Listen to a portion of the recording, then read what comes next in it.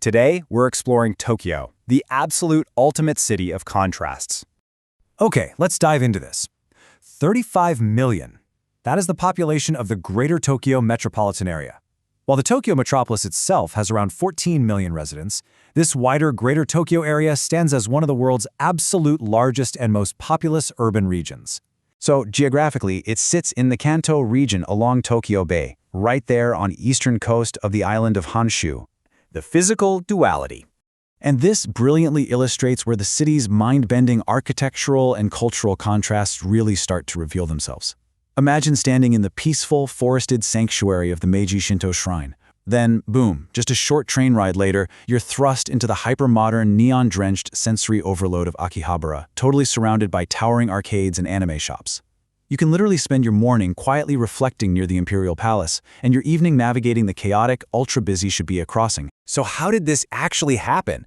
Well, we just need to look at Tokyo's historical evolution. Before 1868, this area was actually just a fishing village known as Edo. But that year, the emperor moved there from Kyoto, and the city officially became Japan's capital. Fast forward to the modern era, and its urban infrastructure has just advanced at breakneck speed. A huge turning point was 1964 when Tokyo hosted its first Summer Olympics. That event practically transformed the city's infrastructure overnight, most notably debuting the world-famous Shinkansen, or bullet train, to the world. The cultural duality. Now, what's really interesting about this slide is how 35 million residents actually managed to coexist without everything just collapsing into chaos. In Tokyo, punctuality, speaking quietly in public, and keeping spaces clean aren't just polite suggestions. They're the absolute glue of society. Contrast that with things like loud behavior on public transport, cutting in line, littering, or talking loudly on your phone on a train. Those are major cultural missteps. This strict reverence for rules and consideration of others is exactly why the city functions so smoothly. It's also incredibly safe. Seriously, if you drop your wallet on the street in Tokyo, you're far more likely to have it turned in completely intact to a local police box than to have it stolen. If you're navigating Tokyo's restaurants, there's some absolutely crucial insider etiquette you need to follow. Step 1, you queue patiently and wait your turn. Step 2, do not tip in ordinary restaurants. It's generally completely unnecessary, and honestly, if you leave money on the table, a waiter might literally chase you down the street to return your forgotten change. Step 3, use your chopsticks appropriately. Don't point them at people, and whatever you do, never stick them upright in a bowl of rice. And finally, follow the rules about where eating and drinking are permitted, because eating while walking is heavily discouraged in certain public areas. They're these quiet, traditional physical gestures that ground daily Japanese interactions. Bowing is commonly used as a greeting, or just a sincere sign of respect.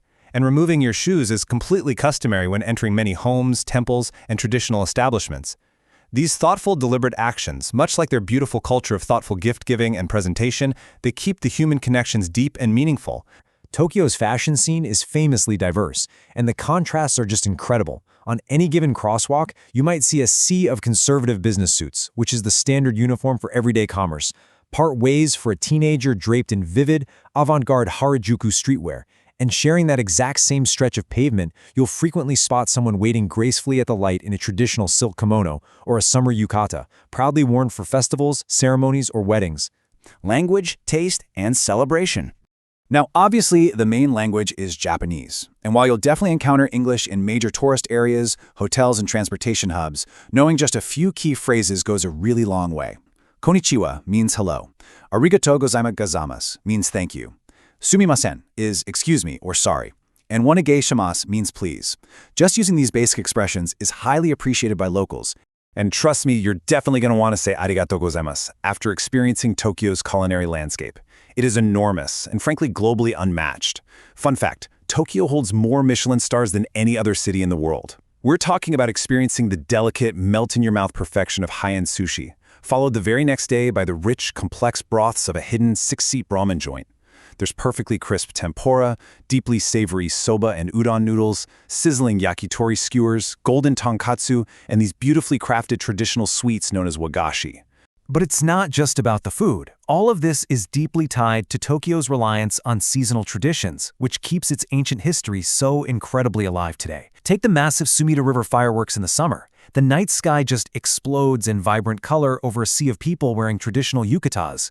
Or consider the fleeting poetic nature of the sakura, the cherry blossom season in spring, where millions gather under these gorgeous pink canopies to celebrate the beautiful, contemporary nature of life.